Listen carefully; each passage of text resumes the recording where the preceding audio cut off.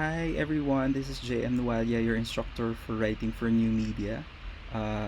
We're having a holiday this weekend, so we're having this asynchronous lecture in the meantime. But before everything else, I'd like to remind you, if you haven't accomplished the faculty evaluation yet, please do so, because we are required to have at least 60% of the class accomplishing this. I think so far I'm still missing around 2 or 3 students in this class. So please accomplish it as soon as possible. Thank you. So now we're at the next lecture. We're now in the art of storytelling. We're now on week 8. I would have loved to teach this lecture on site, kasi mas exciting to, seeing your reactions and really learning deeper about this, kasi it's a huge part of your final project as well, kasi malaking papel din ito to really improve your outputs. So for now, let's compare these two videos that you will see next in this slides. So panoorin muna natin itong una. Hi friends, hindi na muna ako magpapatawa. Seryoso to. Sa April 26 na ang last day ng SIM registration. Huwag deadmahin ang deadline or your SIM will die. Your number? Dead. Online payments? Dead. Social media? Dead. Tandaan, lahat ng SIM kailangan i-register. Kaya agad-agad mag-SIM reg para hindi SIM dead. Okay, so if you watch that video, diba, it's a typical public service announcement, no? Anong naramdaman ninyo? Think of, siguro before we watch the next, try to think of what it made you feel. Was it effective? But then let's see this next video, and then let's compare.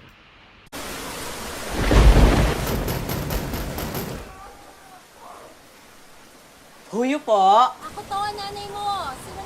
0985498023 na ako ngayon. 0985498023 daw po. Hi! Sino to? 0910291565. Ako to, mahal. 0985498023 na ako ngayon. Scammer ka! Huwag hanap ka na ibang manloloko! Ako to! Totoo sinasabi ko. 0985498023 na ako. Hello? 0910291565. Natatakot ako. Huwag kang mag-alala. 0951912249. Kahit na anong sigaw niya, hindi niya tayo malalako. Hello?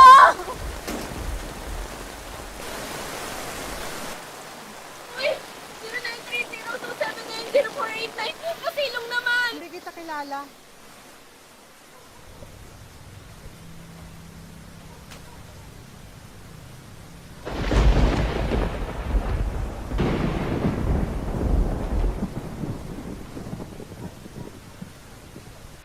Alright, so this is another, a sister company naman nung Smart kanina, di ba? Smart Ad.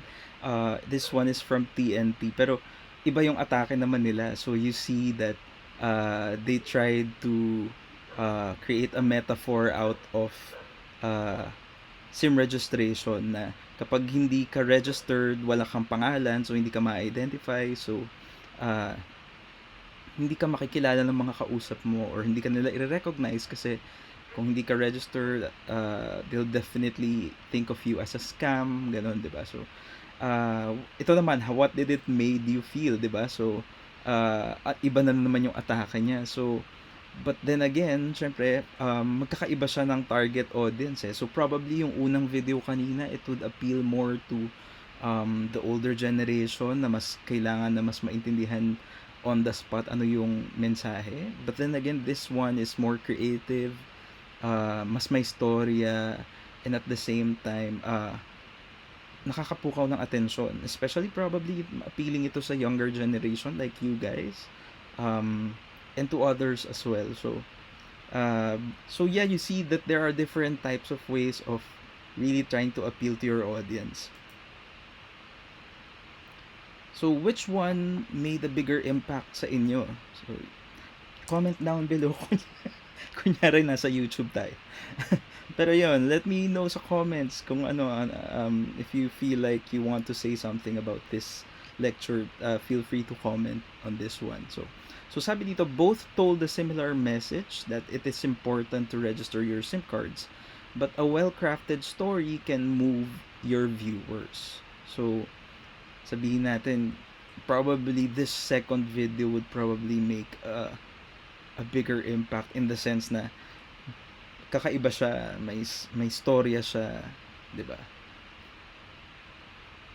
Okay. So sabi, the best way to make content is to tell a story. 'Di ba?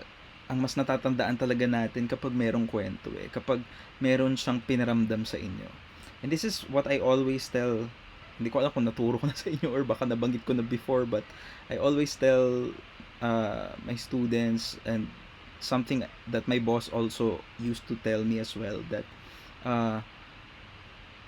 the media, creating content, television, radio, whatever content, these are mediums of emotions. So the best way really is to move your audience with emotions. So very particular sila, and mas effective kapag may kwento kasi yun yung nakakapagpukaw ng emosyon. So, why tell a story? So, telling a story through your content, it allows you to, number 1, captivate. So, makukuha yung attention mo. Number 2, intrigue. May intriga ka, syempre, diba? Parang, bakit kaya? Makikurious ka, magiging interesado ka. Number 3, grab attention. So, kung hindi ka normally nakikinig sa typical public services announcement kagaya nung kanina, mas mag-grab yung attention mo kung may kakaibang atake dun sa story, di ba? Na may story talaga siya. And then number 4, entertain. So, syempre, entertain, di ba? Dun sa dalawang video kanina, dalawang ads, saan ka mas na-entertain, di ba? Probably dun sa pangalawa. And then 5th is to challenge. So, mas mag-iisip yung audience mo. You want them to think. You want them to form their own judgments, di ba? Instead of you just spoon-feeding them with information. So, therefore, they will be more receptive to the point that you want to make. Because, sabi nga, great stories are hard to ignore. Diba? Even sa mga feed, diba, when you browse social media, when we check materials online, when you go to a bookstore, pag mas maganda yung kwento, mas papansin mo. So, diba, ganun yun. Okay. Now, let's look at 5 storytelling techniques that are common in advertising. And this will help you form better content for your campaigns. So, isa-isahin natin.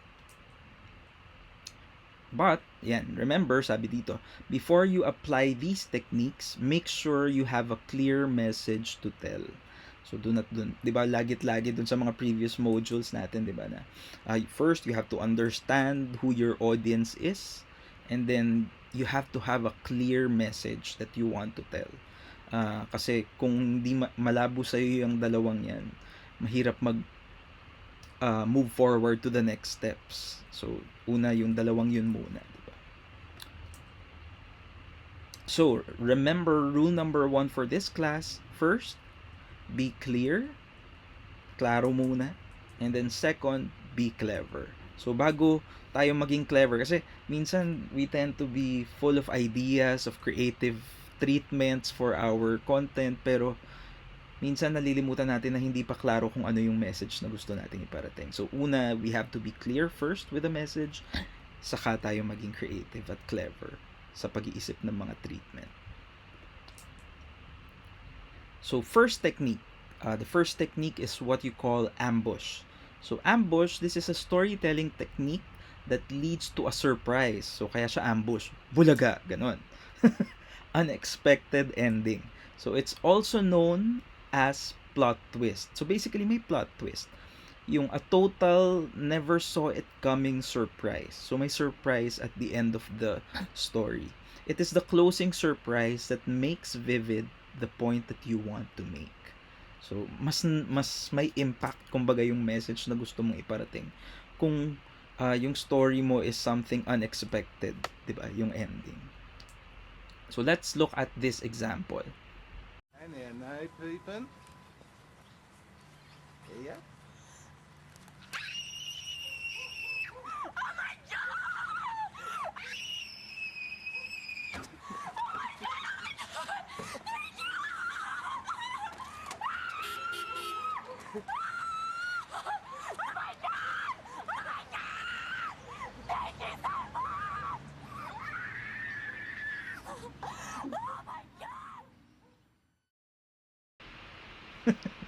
O, 'di ba yung dulo, yun yung parang plot twist eh. Sa dulo sinabi niya na car rental lang pala.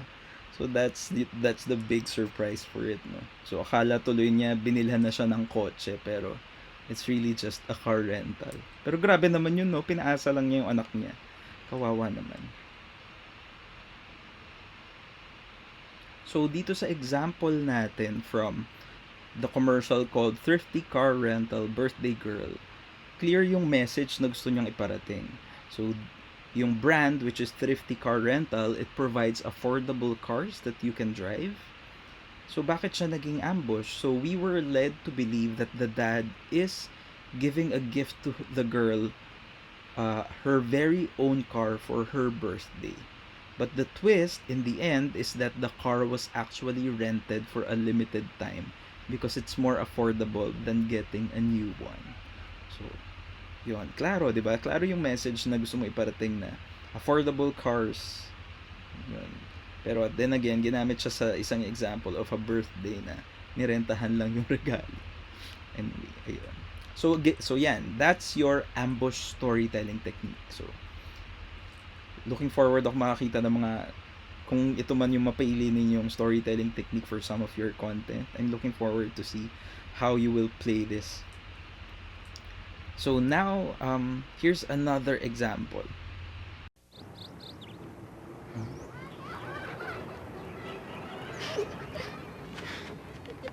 Last Vita.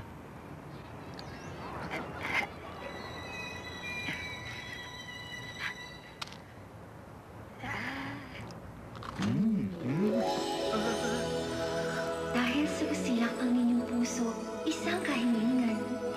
Sports car! Yung red! So, dun sa example, no, nakita natin na dahil kalahati lang yung binigay niyang biskwit, 'di ba? Hindi niya binuo eh. So, yung binigay tuloy sa kanyang kahilingan ay kalahati lang din.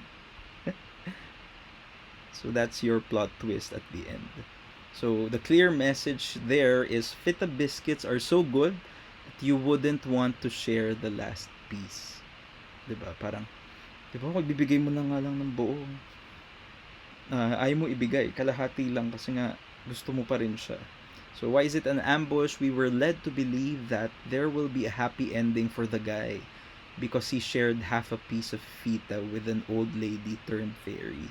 But the twist in the end is that in return, he got half a sports car, which was equivalent dun sa half ng piece ng fita biscuit na binigay niya. So, this is an old commercial. So, meron ba sa inyo nakapanood na nito before? And probably hindi. So, back then, isa to sa mga pumatok na commercials in the, I think, 90s or 2000s. Here's another one.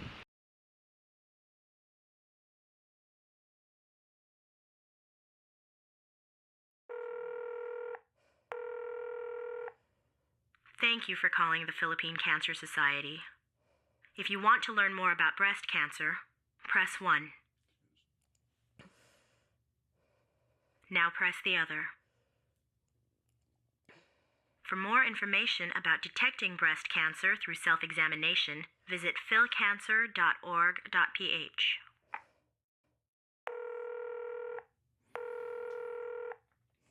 Thank you for calling the Philippine Cancer Society. If you want to learn more about testicular cancer, please hold. Now hold the other. For more information about detecting testicular cancer through self-examination, visit philcancer.org.ph. Alright, so this one is a radio ad. I think this was award-winning actually. So you saw there naman na they tried to play with uh, a voice answering machine sa telephone as an example or as a treatment for their radio advertisement. So the clear message there is you can detect breast and testicular cancers just by pressing and holding each of them respectively. So bakit siya naging ambush? Kasi we were led to believe that it is a clever way to use an answering machine as the creative execution. The twist in the end is in the wordplay on press and hold, which turned the ads into an actual instructional video on how to detect these cancer issues. So, ayan, diba? Ang ganda. Another example of another effective example of an ambush storytelling technique. Diba? Ang saya. Papaisip kayo ngayon. Probably kung ano yung mga creative ways to tell your story. Ito naman, so kanina we had 2 video ads, 1 radio ad. This is a photo advertisement naman. So you can see ang product is the Omax wide angle lens. So you can, if you look at the 2 pictures, no. So sa sobrang wide, 'di ba?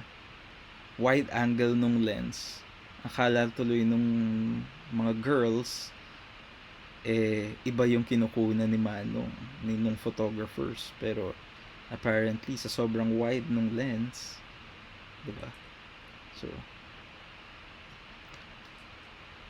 the clear message here is Omax wide angle lenses are so good that it can actually capture photos at a really wide coverage. So why is it an ambush? We were led to believe that the photographers are taking pictures of the landscape and the duck. But the twist in the end is that they are actually using the lenses to spy on the beautiful women on the opposite side of their supposed subjects. So, diba, parang probably kung ngayon ulit ito ginawa tong ad na to, yung mga woke ay magagalit. Pero you get the point of the advertisement. Okay, so that's your ambush. Now let's go to the second technique. This is called the lateral leap. So this is the storytelling technique that uses analogies. Are you familiar with analogies? To make your idea more vivid. So analogy, you're trying to compare something with something else that are different but are comparable. So these are also known as next generation metaphor. So paano siya ginagawa? It uses an object as a comparison to demonstrate an idea. So halimbawa, instead of yung idea ng ano bang pwede? Yung idea ng isang product mo, gagawin mo dun sa product, imbes na yun yung gagamitin mo example, you'll use another object as a representation ng product na yun. So let's see some examples. เฮ้ยตู่วันก่อนไปซื้อดีวีดีมาดูเว้ยเรื่องไอ้เนี่ยคิวบินเคยดูว่าโอ้โหอย่างมันน่ะนี่ชอบมากเลยมีอยู่ฉากหนึ่งพวกโจรเนี่ยมันวิ่งเข้ามานะนางเอกเนี่ยถือดาบแล้วก็กระโกรธเข้าไปสิ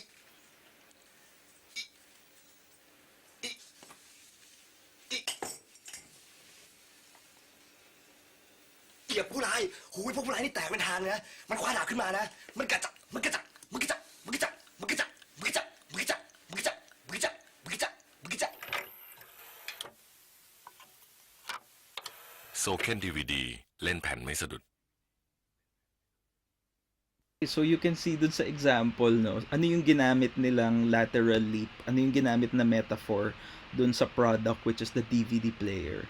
So dun sa eksena, yung ginawang example is yung tao itself. So yung taong nag-jump is the representation of a faulty DVD player. So, familiar naman siguro kayo, I'm not sure. Oh my God, sana familiar kayo sa kung ano ang DVD player. So, nung panahong wala pang USBs and Netflix, back then merong tinatawag na DVD player. So, these are digital video discs. So, you play them, it contains, each DVD contains a film or a certain series or video, and then you play it on a DVD video player. So, usually, ang sakit ng mga players na to is, pag pirated yung video, or hindi siya original, yung disc, ganun yung nangyayari. Nag-skip, nagbabuffer, tumatalon. So, that's how they presented it in the commercial, na tumatalon-talon yung pagkukwento nung guy because he was the representation, he was the analogy, he was the metaphor for the Soken DVD player. So sabi, the clear message is that the Soken DVD players are able to play DVDs smoothly. So bakit siya naging lateral leaf? Because the creative team used the experience of having a bad DVD player as shown on the glitching storyteller. Here's another example.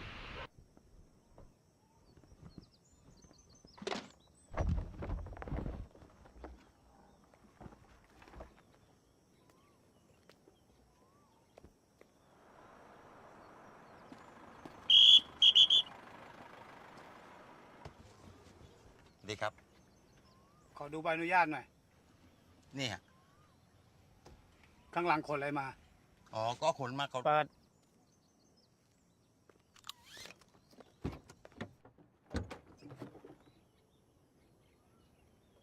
มันทั้งนั้นเลย มาจากไหน มาจากปากครับ แล้วจะไปไหน ไปพุง เข้าไม่ได้อะมันแผลบเลย อย่างนี้ต้องจับ พี่จะบ้าเหรอ จากปากไปพุงเนี่ยผมขนมาร่วม 20 ปีแล้วพี่ อะไรมันเข้าไม่ได้ ก็วิ่งทุกวันนะผมไม่เคยโดนจับเลย แต่วันนี้ต้องจับ จับข้อหาอะไร ขนมันไปพุง ไม่จะทำอะไร อย่างนี้ต้องจับไง มันจะจับได้ยังไง ก็กูบอกแล้วไง มันเข้าไปไม่ได้ มันไม่ผิดอะเส้น จะ ที่ เข้าไม่ได้ไม่ผิดได้ไง อย่าเพิ่งเข็นอะไร มึงจะเอากับกูใช่ไหมอะ ไม่พี่แต่พี่มี ห เห รือ ตุผ มึง ล จะเอา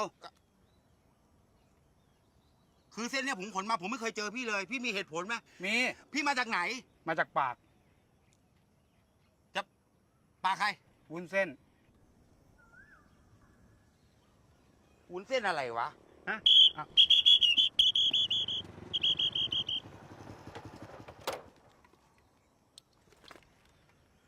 จะไปไหนเนี่ย ไปต้นขาครับ เปิดดิ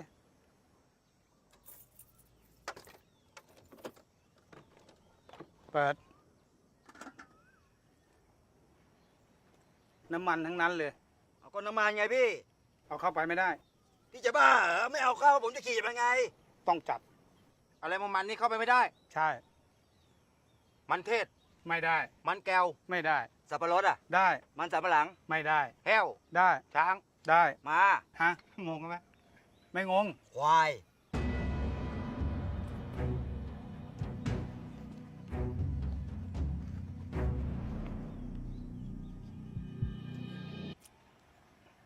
หน้ามัน หน้าก็เอาเข้าไปไม่ได้ บ้าไปแล้ว ก็เมื่อก่อนมันเข้าได้อะ เดี๋ยวนี้ไม่ได้เขาห้าม เขาอะใคร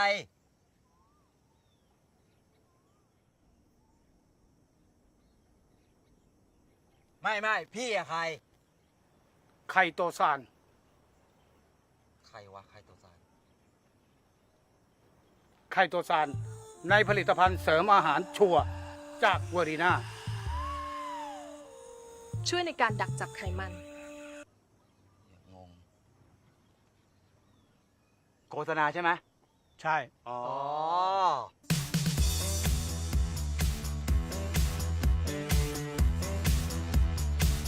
แล้วอย่างเงี้ย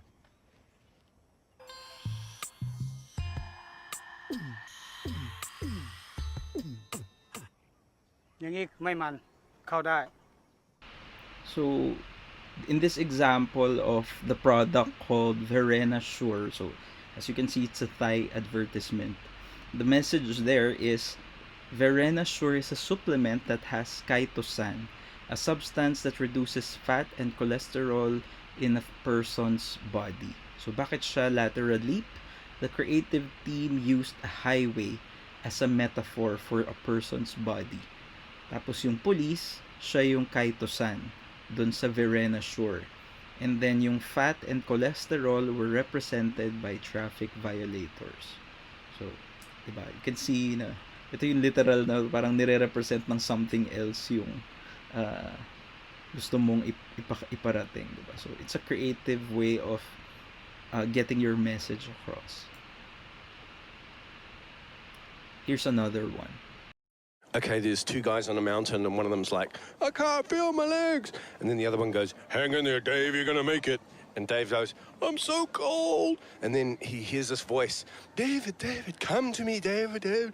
Come into the light, light, light, light. And he's surrounded by this huge, bright, awesome light. Do you know what I mean? Like a, white. Almost dead, but not quite white? Perfect. If it's in your head, we can put it in a can. Color mixing by Samrock Paint and Hardware. Let's talk color.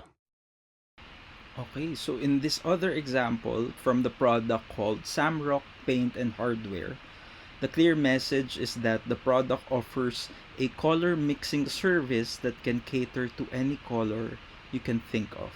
So bakit siya lateral leap?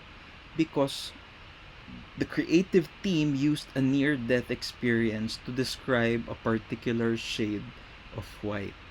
So, diba, parang ang creative niya in that sense na if it's just a radio ad, so you are really focusing on what you're hearing, and then narinig mo na parang, it's an awesome light, ganyan. Yung tas ganong klase ng particular white yung hinahanap niya. Anyway, so let's look at another example. So this is a photo advertisement. So if you see it na it's a poster then as well because there's a message. So nakalagay dun sa caption, dun sa tagline na nakalagay sa poster, liking isn't helping. So bakit ganon? Kasi nakita dun sa picture na may batang dying, probably from a conflict, probably from hunger. Pero yung mga nakapaligid sa kanya ay mga kamay na nakalike, diba? So it's almost like a representation or a metaphor of people on social media and then just seeing posts about conflict or hunger happening in another place. Tapos ang gagawin lang ay ilalike lang yung post. So sabi dito, liking isn't helping. And then sa bottom nung poster nakalagay, be a volunteer, change a life. Tapos may website dun sa NGO so that you can become a volunteer. So sabi dun sa so the NGO here is Crisis Relief Singapore. So ang clear message nila is volunteering and taking action to help resolve an issue is more impactful than liking, sharing, and commenting on social posts that talk about these issues. So paano siya naging lateral leap? The creative team used the thumbs up gesture to resemble the like button. Creative, diba? So, now, let's go to the third technique. So sabi natin, ano yung uli yung first? The first technique is ambush. The second is lateral leap. And then the third is reversal.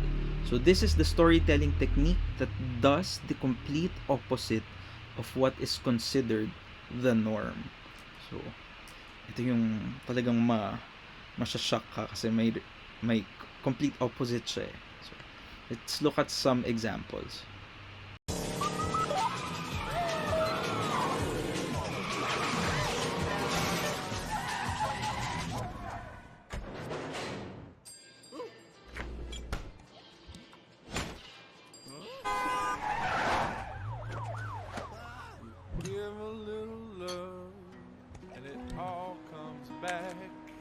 To you, you're gonna be remembered for the things that you say and do. You give a little love and it all comes back.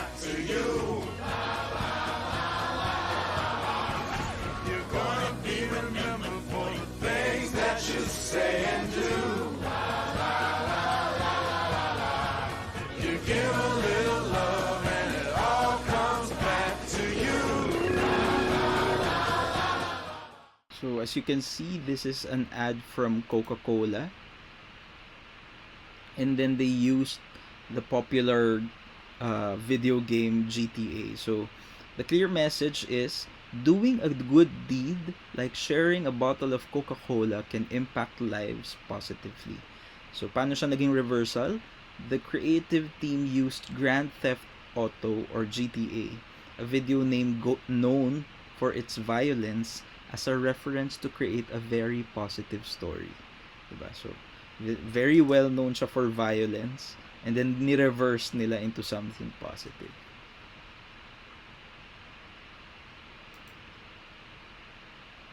Here's another example.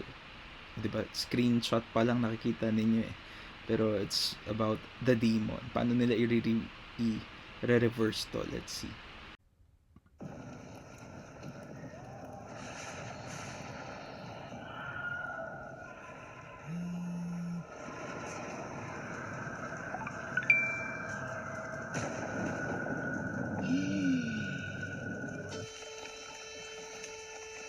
Satan?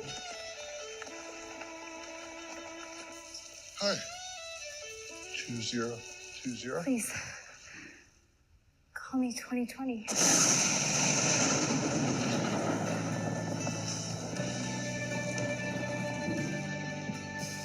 So where are you from? Hell. Me too. Save me. I've been feeling so alone. I keep waiting for you, but you never come. Is this in my head? I don't know what to think. He knelt to the ground and pulled out a ring and said, "Marry me, Juliet. You never have to be alone. I love you, and that's all I really know." I talked to your dad, hoping out a white dress. It's a love story, maybe just say. I just don't want this year to end. Who would?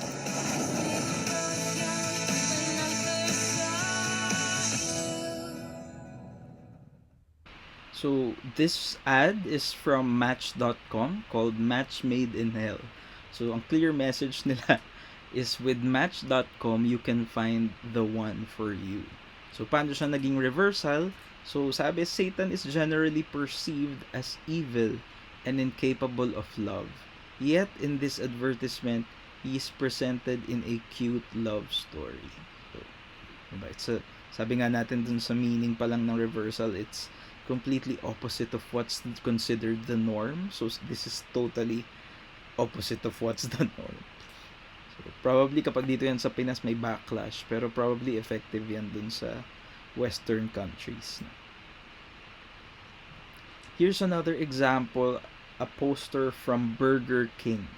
So makikita ninyo na nagpakita sila ng panis na burger, na Whopper ng Burger King. So their products are Whopper and Whopper Junior. So you can see na after day 28 and then day 35, ganyan na yung itsura. So bakit nila pinakita yan? Because ang tagline nga dito is, the beauty of no artificial preservatives. So they're trying to put us a spin, di ba? Parang pinariringgan din nila yung ibang burger products. Like, I think McDo was viral for a time kasi merong documentary na pinakita na after a month, hindi pa rin naaagnas, hindi pa rin inaamag yung burger nila. Ganong kadami yung preservatives na nakalagay sa tinapay nila. But Burger King claims otherwise. So the clear message is, the Burger King uses no artificial preservatives. So sabi nga, bakit siya naging reversal? Kasi normally, ang mga food advertisements, they would use the most appetizing shots to entice the audience. So syempre, mukhang yummy talaga yung burger, etc. But here, in this particular advertisement, Burger King purposely made a set of ads that show the most disgusting shots of their moldy Whoppers to drive home the point that they are 100% natural. Diba? Ang galing nung reversal technique nila, diba? Here's another example from uh, a telco.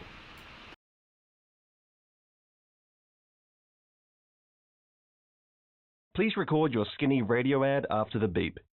To keep prices low, Skinny has printed this radio script on a wall next to an exotic dance club that I definitely wasn't just visiting, in the hope that someone like me might call the number provided and record it on their mobile for free, saving Skinny thousands of recording costs. I might be in a questionable part of town, making questionable decisions, but there's no questioning Skinny's great prices and incredible mobile network. What are you waiting for? Get the Skinny.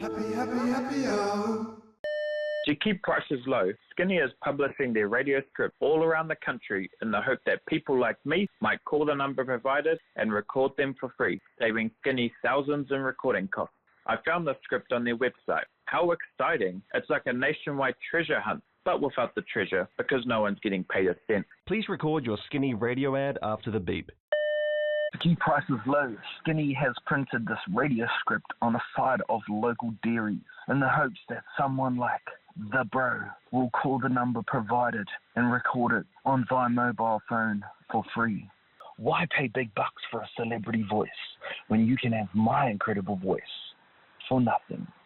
I love you, Skinny, even if you are potentially taking advantage of me.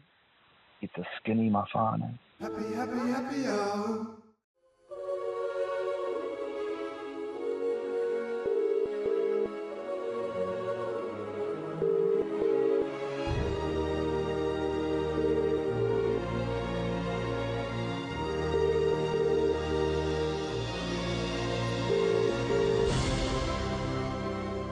Please record your Skinny radio ad after the beep. If you want to be in an ad, it is as simple as calling a number. You phone this number and you then read the script that's on the poster to the voicemail. To keep prices low, Skinny has placed this radio script near the theatre. On a Central City billboard, on the front page of a newspaper, and the hopes that someone like me will call the number provided. Record it on their mobile for free. You may think I'm a fool for giving away my voice like this. But who cares? I'm on the radio. Get the Skinny. If you'd told me a week ago I'd be standing in a dimly lit car park recording a radio ad for a telco on my mobile and not getting paid for it, I would have said you were crazy. But not as crazy as Skinny's low prices.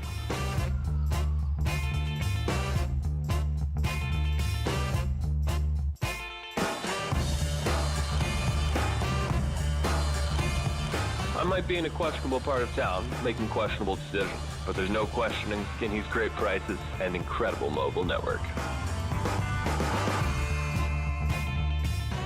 It's like a nationwide treasure hunt, but without the treasure, because no one's getting paid a cent.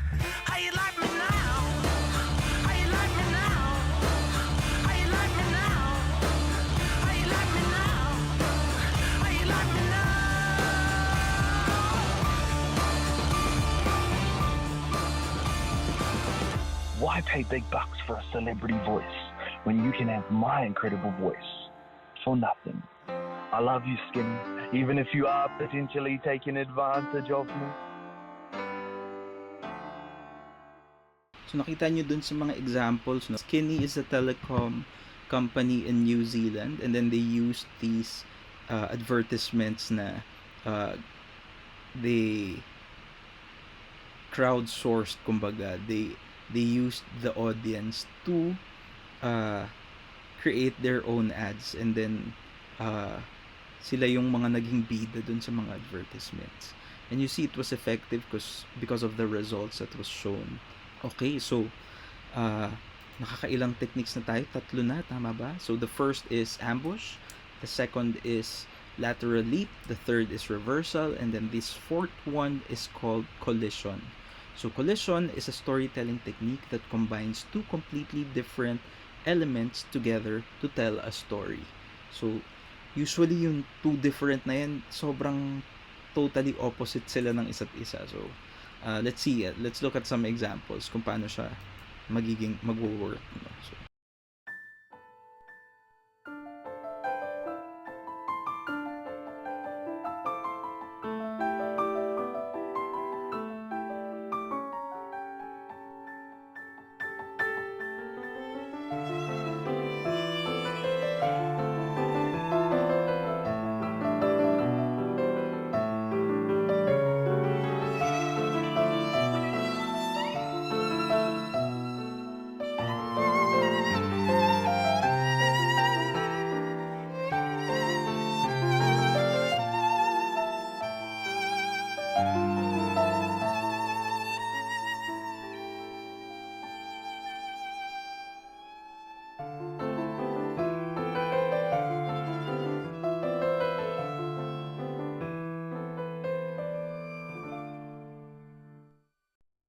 So this is an advertisement from the car brand na Audi.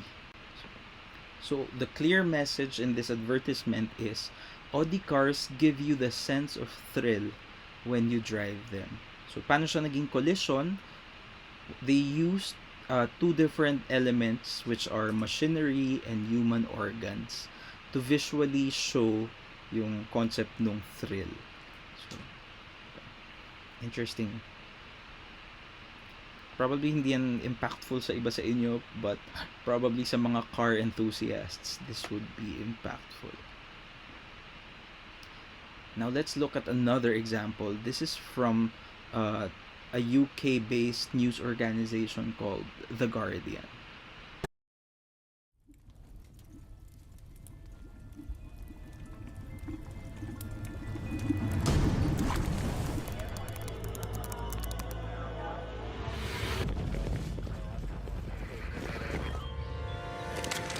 Little pig, let us in! It's the police! Move! The third little pig is now being taken into custody, so the spotlight is once again shone on the grey area of homeowners' rights to protect their properties. This isn't right. The three little pigs are the victims. Blew down 2 houses. You got what you deserve. But the pigs went too far. You have every right to defend your property. Chinny chin chins up, fellas. Boiling someone alive hardly constitutes reasonable Somebody is force. going to break the law and intrude on You you. can't protect yourself in your own home. A man's home is his castle. If someone tried to blow my house down, I'd do the same. I knew the wolf. There's no way he could have blown down those houses. He had asthma. But the wolf had asthma. So what's the truth about the pigs' houses being blown down? Inside job. There's no reason why those 2 houses, one made from straw, the other from wood, should have collapsed. Not even a healthy wolf's huff and puff could bring them down. The 3 little pigs have confessed to conspiring to commit insurance fraud, framing the wolf in an attempt to cover their tracks. Their motive was financial, as they struggled to keep up with their mortgage repayments. Guilty. I can empathise with the pigs. I'm behind on my payments too. How could this have happened? I've lost everything.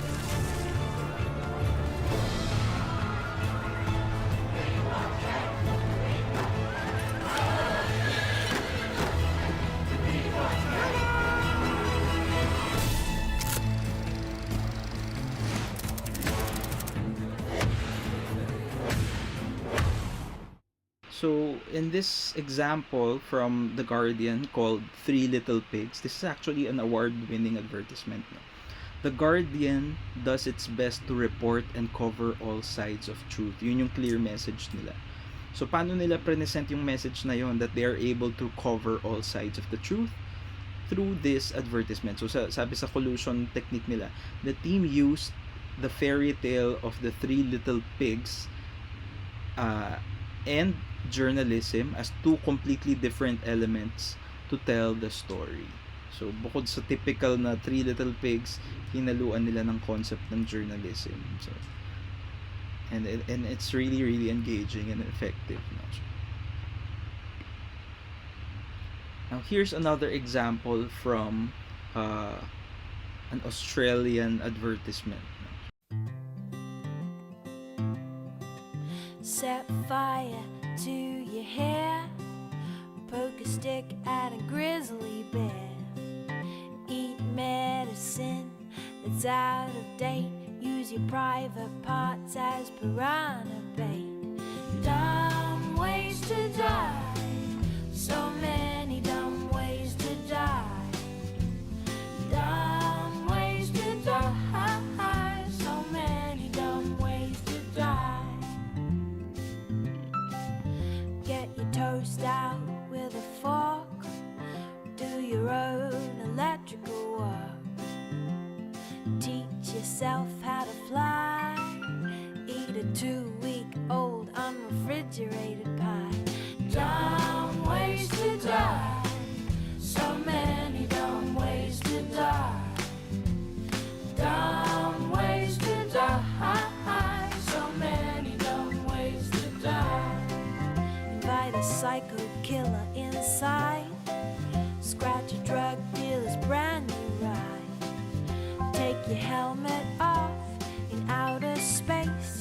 clothes dryer as a hiding place.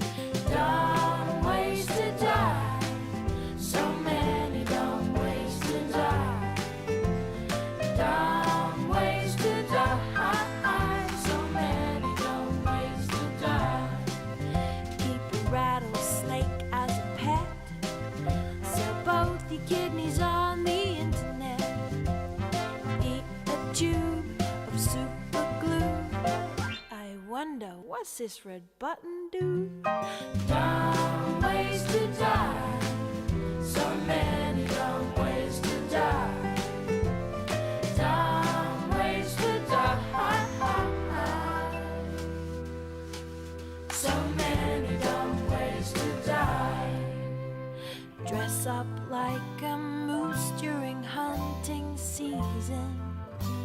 Disturb a nest of wasps for no good reason. Stand on the edge of a train station platform. Drive around the boom gates at a level crossing. Run across the tracks between the platforms. They may not rhyme, but they're quite possibly the dumbest ways to die. The dumbest ways to die. The dumbest ways to die. So many dumb ways to die. Be safe around trains. A message from Metro. So this is from Metro Trains Melbourne. The name of the campaign is Dumb Ways to Die. Hindi ko alam, baka na-encounter nyo na to actually in some of the contents online. So the clear message of this campaign or ad is stay away from the yellow lines at the train station because ignoring this simple warning has already cost lives. So why is it a collision? The team used a children's style cartoon together with death to create a public service announcement. So, di ba, usually cartoons are really child-friendly, and then for this instance, they used this element, a completely opposite element of death to prove their point. Di ba? So, ganun, naging effective siya actually, and it it became viral, became a pop culture phenomenon even, na nagkaroon siya ng mga covers, may mga nag-cover ng song. So, naging impactful siya in that sense. And the Metro Trains Melbourne was able to send their message across, not only in Melbourne, but even across the world.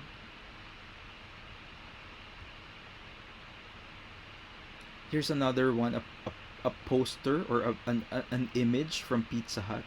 So nakalagay dun sa picture, the delivery rider is shown here. Tapos meron siyang kasabay ng mga hospital staff na may bit-bit na stretcher, first aid kit. So kaya nakalagay din sa tagline nila, hate late. So ibig sabihin they're trying to prove a point na so again, these are collision of two different elements. So sabi ang message is Pizza Hut can deliver your orders fast. So bakit siya naging collision? The team used a paramedic team and a pizza delivery rider to tell the story of fast and urgency. So sa sobrang bilis niya, even paramedic staff rely on them para makarating sa destination nila ng mabilis. So now we're on to our last technique. This is called snowball. So this storytelling technique rolls an idea into an exaggerated momentum. It takes your premise from 0 to 100 real quick. So parang una mabagal pa siya, tapos biglang ang daming nangyari in just a span of a few seconds. Kung gaano man kahaba yung advertisement mo, ganun ka ang daming nangyari na parang normally hindi ganun kabilis ang level up ng mga pangyayari. So let's look at an example. This one is from Axe. Love is in the air. Everywhere I look around. Love And I don't know if I've been foolish, don't know if I've been wise, but it's something that I must believe in, and it's there when I look in your eyes. Love is in the air, in the whisper of trees.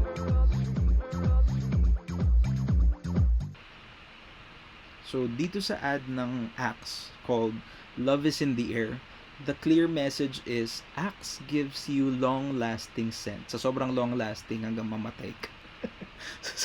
So, why is it a snowball? It started out simply with a guy putting on Axe, and it led into a series of exaggerated scenes that showed Axe's long-lasting effects. So, ganun. Sobrang long-lasting niya, di ba? Nakita niyo yung exaggerated na mga pinakita nila hanggang kamatayan. Now, here's another one from Tiger Beer.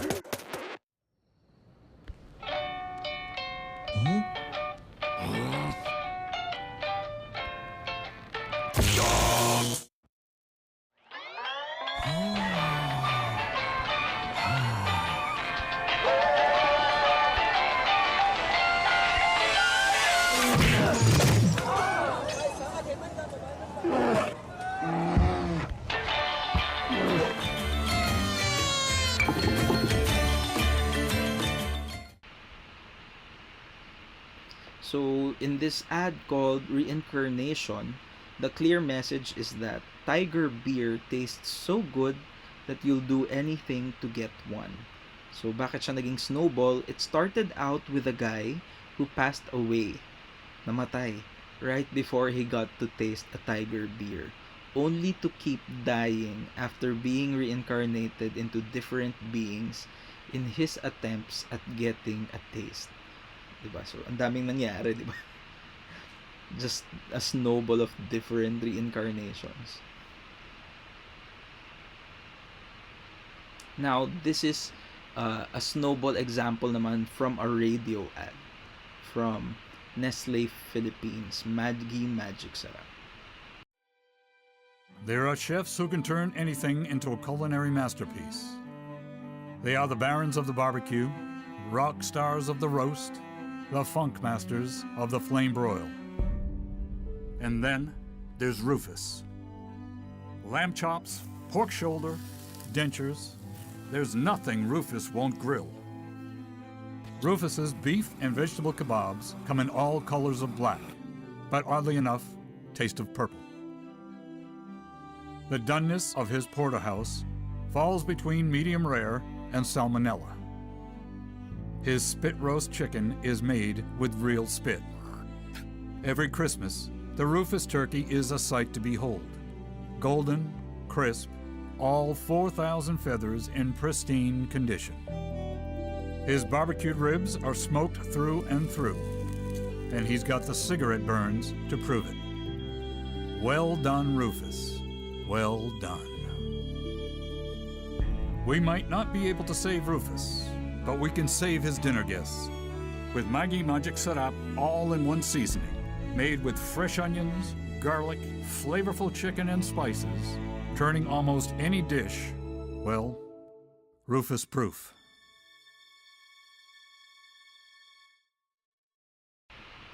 So, ang clear message niya is, Maggi Magic Sarap can make any dish delicious. So, paano siya naging snowball technique? Yung example natin, it presents different culinary scenarios experienced by the dad. And each scenario gets worse and worse. So, yun yung nangyari. Di ba parang, la.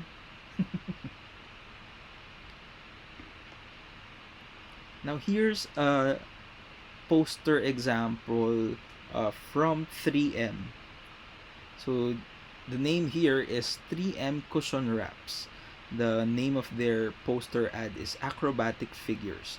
Ang clear message nila is 3M Cushion Wraps have a good shock absorption. That's why you don't have to worry about your fragile items when you wrap them with it. So, paano siya naging snowball? We see the fragile porcelain figures do acrobatic poses, each progressing into more daring moves. So there you have it, a recap again of our 5 storytelling techniques. You have ambush, reversal, collision, lateral leap, and snowball. So paano siya, ano yung difference nila ulit? So the ambush, it leads you to a surprise, unexpected ending, basically a plot twist. Pag lateral leap naman, you're using a metaphor or analogy.